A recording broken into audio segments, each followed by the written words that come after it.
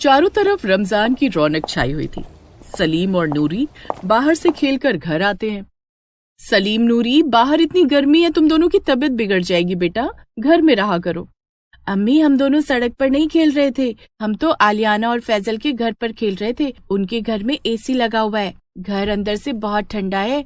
हाँ अम्मी, एसी में रहने के कारण हमें प्यास भी नहीं लगी। अम्मी, आलियाना की अम्मी ने शाम की इफ्तारी के लिए ढेर सारे फल खरीदे हैं और पकवान भी बनाए हैं। आज उन्होंने हमें इफ्तारी के लिए भी बुलाए हैं। नूरी, सलीम, यूं अमीरों के घर जाकर इफ्तारी करना ठीक बात नहीं है। हम गरीब लोग हैं, हमें अपनी हैसियत नहीं भूलनी चाहिए। अम्मी, आलियाना और फैसल बहुत अच्छे हैं, उनके अम्मी और अब्बू भी हमें बहुत प्यार करते हैं, हमें उनके घर जाने से मना मत करो। ठीक है बच्चों, आज चले जाना, लेकिन रोज रोज उनके घर मत जाना। ठीक है अम्मी। दोनों बच्चे घर पर खेलने लगते हैं और आपस में बातें करते हैं। सलीम, आज तो हमें फल और पकवान खाने को मिलेंगे, मेरे मुंह में पानी आ रहा है। मैं तो खूब फल खाऊंगा, फिर ना जाने कब खाने को मिलेंगे। बच्चों की बातें सुनकर रजिया की आंखें भर आती हैं।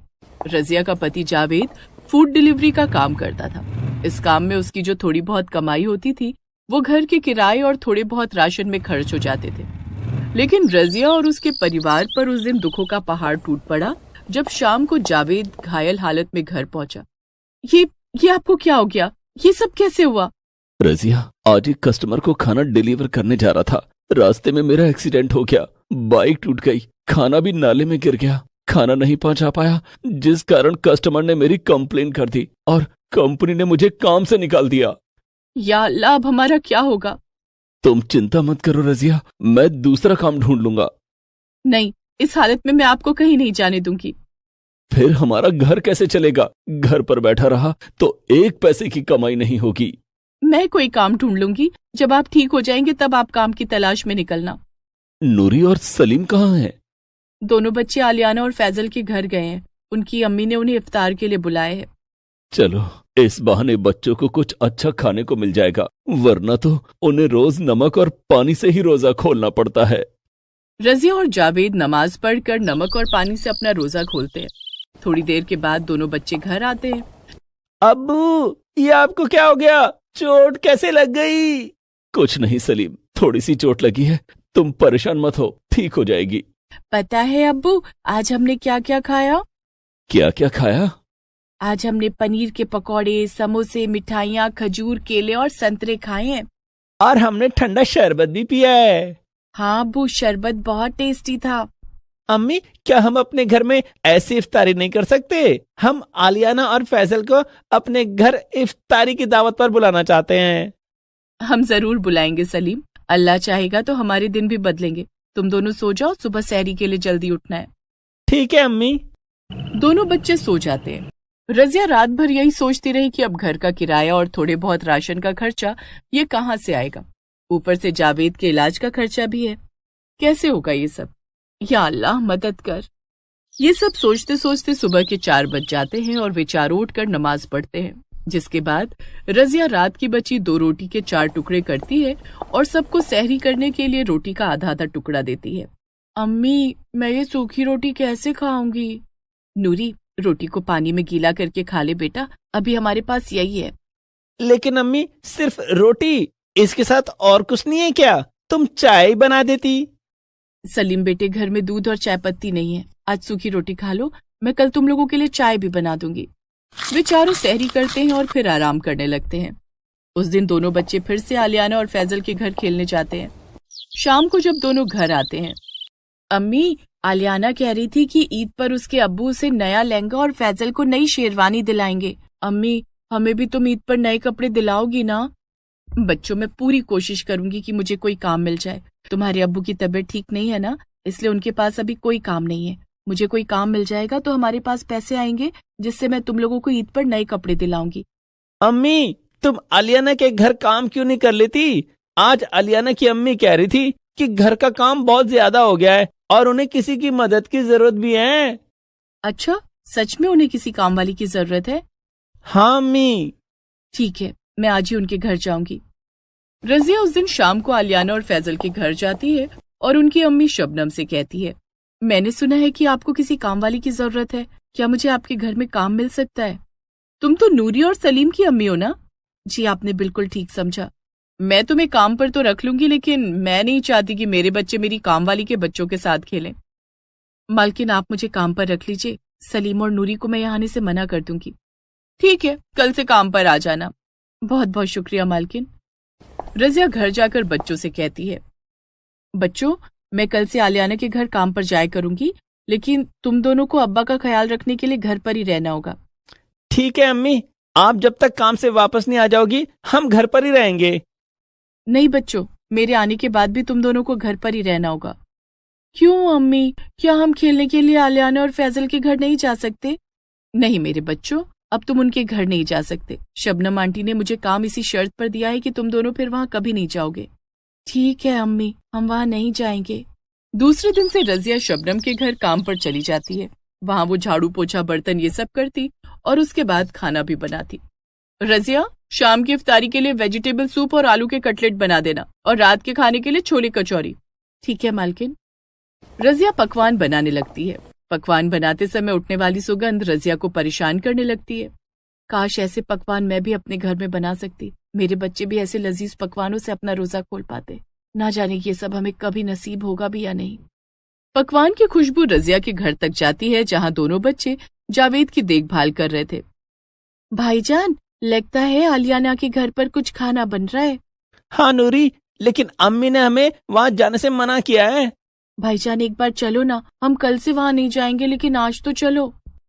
नूरी बेटा, रोज रोज दूसरों के घर जाना अच्छी बात नहीं है। तुम्हें तुम्हारी अम्मी की बात माननी चाहिए। लेकिन अब्बू, हमें कौन सा घर में कुछ अच्छा खाने को मिल जाता है? हमारा भी तो मन करता है ना कि हम कुछ अच्छा खाना खाएं। हाँ अब्बू, हमारे पास पहनने के लिए अच्छे कपड़े नहीं है, कम से कम हमें खाना तो अच्छा मिलना चाहिए ना।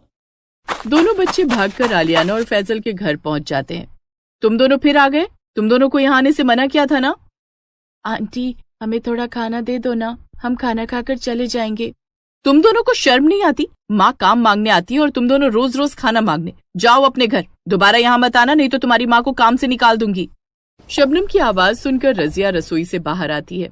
बच्चों, तुम लोगों ने सुना नहीं आंटी ने क्या कहा? घर जाओ, मैं अभी आती हूँ। दोनों बच्चे मुंह लटकाकर घर वापस आ जाते हैं। रजिया को बहुत बुरा लग रहा था, लेकिन वो कुछ कर भी नहीं सकती थी। इसी तरह दिन गुजर रहे थे। अब नूरी और सलीम का आलियाना और फैजल के साथ खेलना बंद हो चुका था।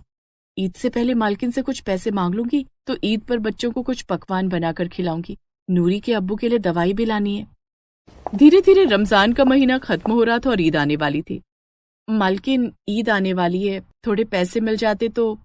अभी तो तुम्हें काम करते हुए 1 महीना भी नहीं हुआ और तुम पैसे मांगने लगी। रजिया, हमारे खुद के इतने खर्चे हैं। मैंने तो सोचा भी नहीं था कि महीना पूरा होने से पहले ही तुम सैलरी मांगोगी। मेरे पास इस वक्त पैसे नहीं है। कोई बात नहीं मालकिन। रजिया वहां से जाने लगती है, तभी आलियाना की चीख सुनाई देती है। रजिया देखती है कि आलियाना छत से गिरने वाली होती है। वो सिर्फ छत की मुंडेर को हाथ से पकड़े हुए थी, जो कि कभी भी छूट सकता था। ये मंजर देखकर शबनम डर के मारे बेहोश हो जाती है। रजिया फौरन छत पर जाकर आलियाना को बचाती है और उसे सुरक्षित घर के अंदर लाती है।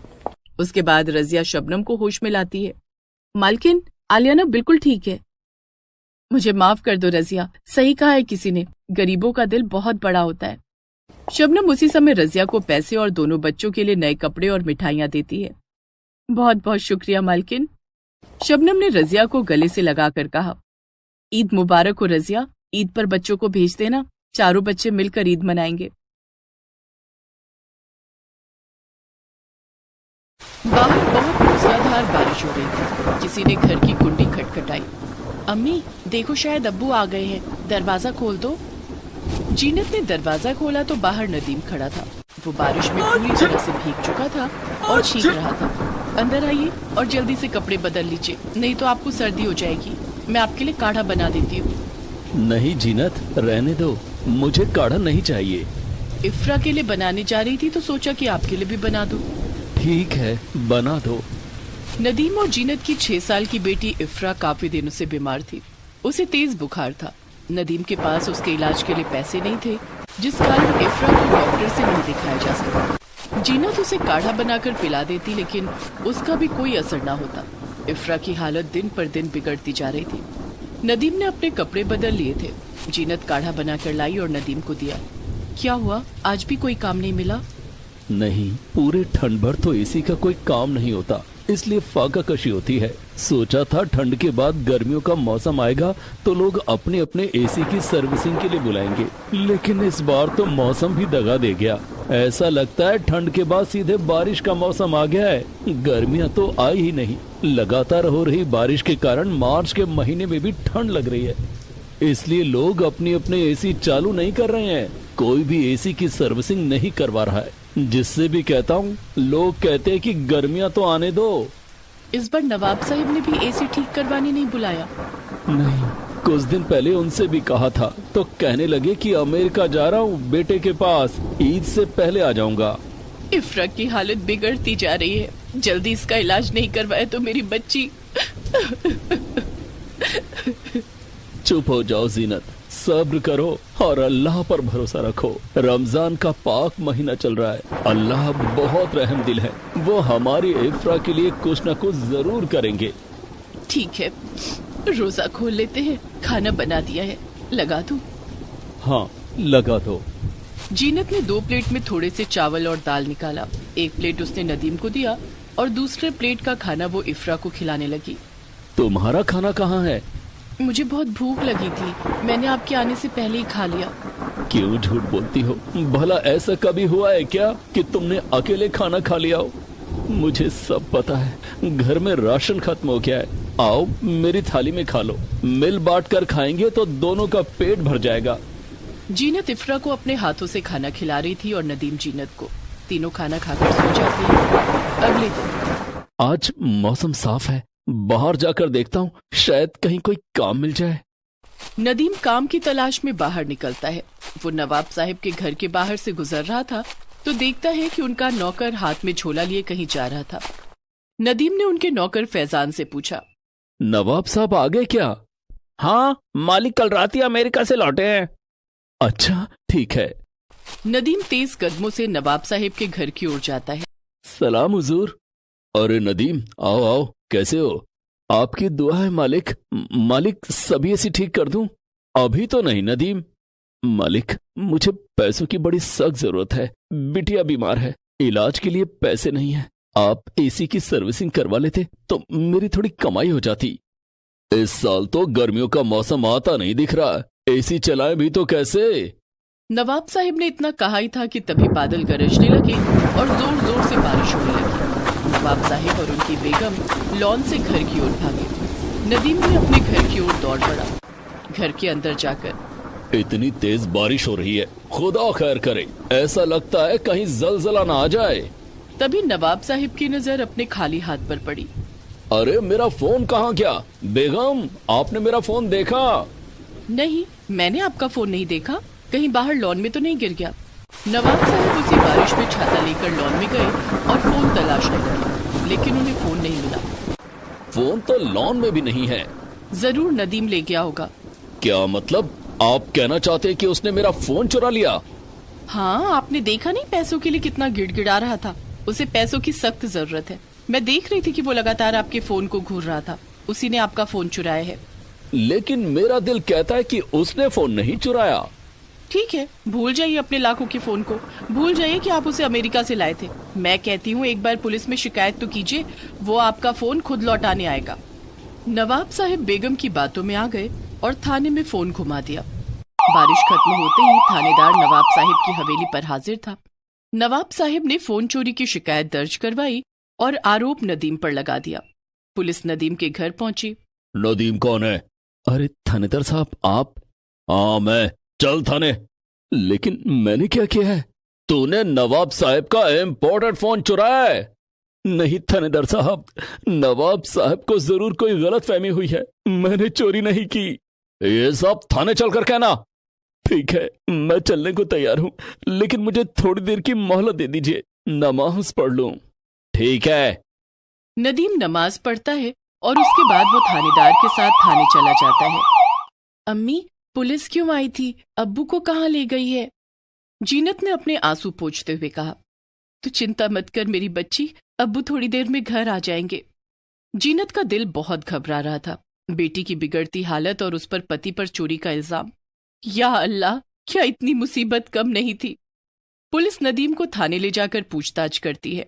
मैंने कहा ना हुजूर, मैंने कोई चोरी नहीं की है। ये ऐसे नहीं मानेगा, इसकी खातिरदारी करनी ही पड़ेगी। थानेदार नदीम की खूब पिटाई करता है। नदीम रोता गिड़गिड़ाता रहा कि उसने चोरी नहीं की है, लेकिन थानेदार ने उसकी एक न सुनी। इधर नवाब साहिब का नौकर दौड़ा दौड़ा उनके पास आया। अरे फैजान, तू हाफ क्यों रहा है? सब खैरियत तो है? मालिक, आपका फोन। ये तुझे कहाँ मिला? आपके कुर्ते की पॉकेट में था। मैं कुर्ता लॉन्ड्री में देने जा रहा था। जब मैंने पॉकेट चेक की तो मुझे फोन मिला। नवाब साहिब बहुत दुखी हुए कि नाहक ही एक बेकसूर पर चोरी का इल्जाम लगाया। उन्होंने थाने में फोन मिलाया तो हवलदार ने फोन उठाया और बता दिया कि थानेदार साहिब नदीम की धुलाई कर रहे हैं। नवाब साहिब ने उसी समय ड्राइवर को गाड़ी निकालने के लिए कहा। कहाँ जा रहे हैं? अपने गुनाह का प्रायश्चित करने। नवाब साहिब ने ड्राइवर को थाने चलने के लिए कहा। वहां जाकर देखा तो थानेदार अब भी नदीम की पिटाई कर रहा था। नवाब साहिब ने आवाज लगाई, रुक जाइए थानेदार साहब, फोन मिल गया है। नवाब साहिब की आवाज सुनकर थानेदार ने नदीम को छोड़ दिया और लॉकअप से बाहर आया। ये आप क्या कह रहे हैं? उस दिन जब बारिश होने लगी तब मैंने अपना फोन कब अपनी जेब में रख लिया मुझे याद ही नहीं। अभी ये फोन मेरे नौकर को मिला। नदीम को छोड़ दीजिए। थानेदार नदीम को छोड़ देता है, लेकिन नदीम की हालत बहुत बिगड़ चुकी थी। या खुदा, हो सके तो इस गुनाह के लिए मुझे माफ करना। नवाब साहिब उसी समय नदीम को अपनी गाड़ी में बिठाकर अस्पताल ले जाते हैं और उसका इलाज करवाते हैं। इधर नौकर ने रजिया बेगम को सारी सच्चाई बता दी। सच जानकर बेगम भी बहुत शर्मिंदा हुई। कुछ फल और मिठाइयां लेकर नदीम के घर पहुंच गई तो देखा कि नदीम की बेटी इफ्रा कई दिनों से बीमार है। रजिया बेगम ने इफ्रा को अस्पताल में भर्ती करवाया। नदीम और इफ्रा के इलाज का खर्चा नवाब साहिब ने उठाया। जब तक दोनों ठीक नहीं हो गए तब तक उसके घर का खर्चा भी उठाया। इतने दिनों में रमजान का महीना खत्म हो चुका था और दूसरे दिन ईद का त्योहार था। नदीम और इफ्रा दोनों ठीक हो चुके थे।